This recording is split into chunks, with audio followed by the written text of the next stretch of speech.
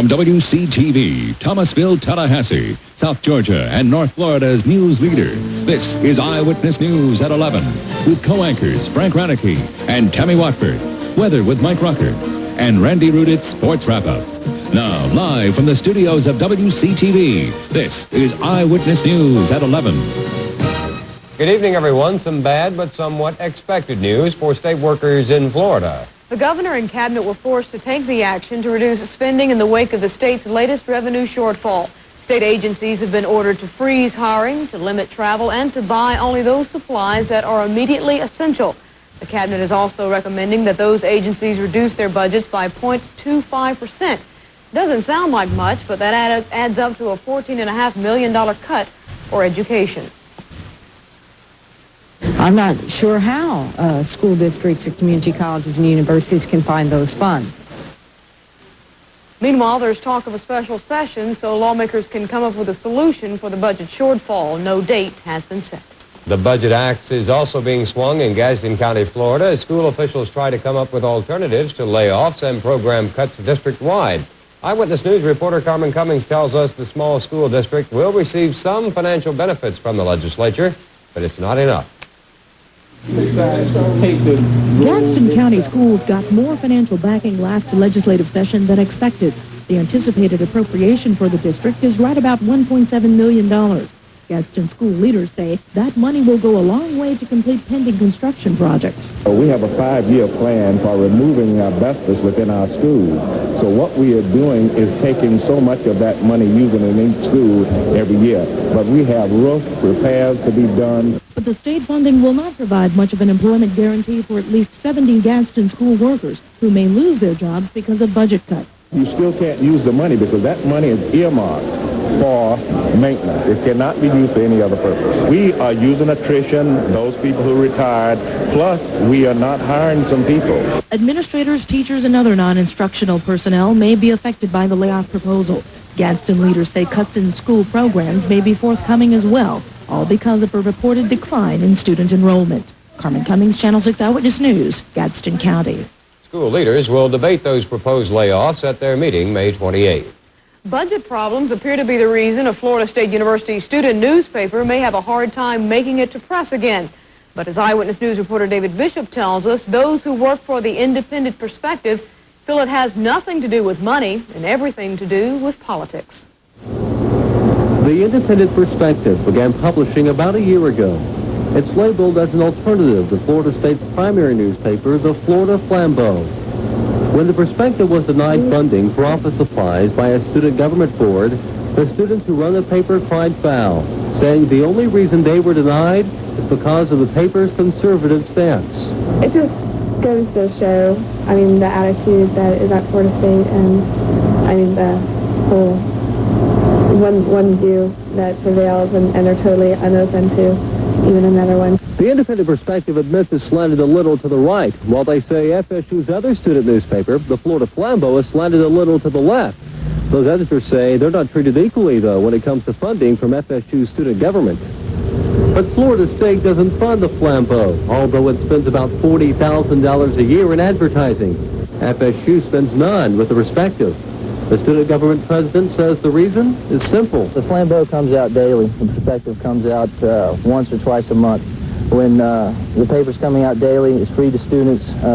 We can put an advertisement in there and be sure that the students are going to be able to read it from day to day. Reaction from students seems to support the SGA's decision. I don't think either one would really be considered an objective student newspaper. I think a lot of times we forget that we're here for an education, not to have the nicest football stadium or not to have a newspaper that no one reads. David Bishop, Channel 6 Eyewitness News, Tallahassee. Even though the Perspective was denied funding, editors say they'll continue to operate with private donations. The former police chief of Homerville, Georgia, and 2 others have been arrested for trafficking in marijuana. Former Chief Louis Spivey, Robbie Dale Bazemore of Pearson, and William Edward Abercrombie of Troy, Alabama, were arrested this morning near a Valdosta shopping center. The 3 were apparently trying to buy more than 100 pounds of marijuana from an undercover officer. The suspects are charged with trafficking in marijuana and are in custody at the Lowndes County Jail. Spivey was the police chief of Homerville in the mid to late 70s. After 6 weeks of keeping the lid on official information about the investigation into a rape at the Kennedy family home Easter weekend, the Palm Beach, Florida police have let the cat out of the bag. As William Giles reports, investigators have released 1,300 pages of witness interviews and other information related to the alleged rape of a 29-year-old Jupiter, Florida woman by William Kennedy Smith. More than 30 journalists from around the country gathered at the front entrance of the Palm Beach Police Department waiting for copies of the investigative file on William Kennedy Smith. The file consists of more than 1,300 pages of sworn statements from nearly a dozen witnesses who spent time at the Kennedy estate during Easter weekend. According to the file, the son of a man who handles security for the Kennedys comes closest to being an eyewitness to the alleged attack. In his statement, Patrick Berry says when he looked out a window that night, he saw what appeared to be two people near the swimming pool, either lying next to each other or one on top of the other. Another witness, Michelle Cassone, says she saw a nude woman walking in the ocean that night. Cassone's statement did not indicate whether she believed the nude woman was the alleged victim. The file also contains statements taken from Senator Edward Kennedy and his son Patrick. Patrick Kennedy stated he and William Smith shared a room that weekend. The victim of the alleged attack claims she screamed several times, but according to all of the witnesses' statements released today, no one else at the compound heard any scream. Ann Mercer, a woman who picked up the alleged victim from the Kennedy estate, said the victim told her she had been raped twice. And Mercer says the victim told her someone else was watching, but wouldn't say who. William Kennedy Smith is now out on bail, awaiting trial. 3 Thomas County inmates are back behind bars tonight following their escapes today. Sheriff's deputies brought 20-year-old Cedric Lane back to the facility minutes after he jumped the fence around 10:30 this morning. But before Lane was back in custody, 2 more inmates broke out in the same fashion. 18-year-old Terry Glenn and 20-year-old Joe Daniel Johnson were recaptured before noon. The pair moved fast, but officers stayed on their heels. I was able to keep him in sight the whole time we were running him, and I was talking to him while we were running, and more or less talked him into stop running. He turned around and came back to me and gave himself up. Escape charges for the 3 are pending. And when Eyewitness News returns, Exxon dealers in Florida are charging the oil giant of cheating them out of money. And controversy over Florida's redfish continues.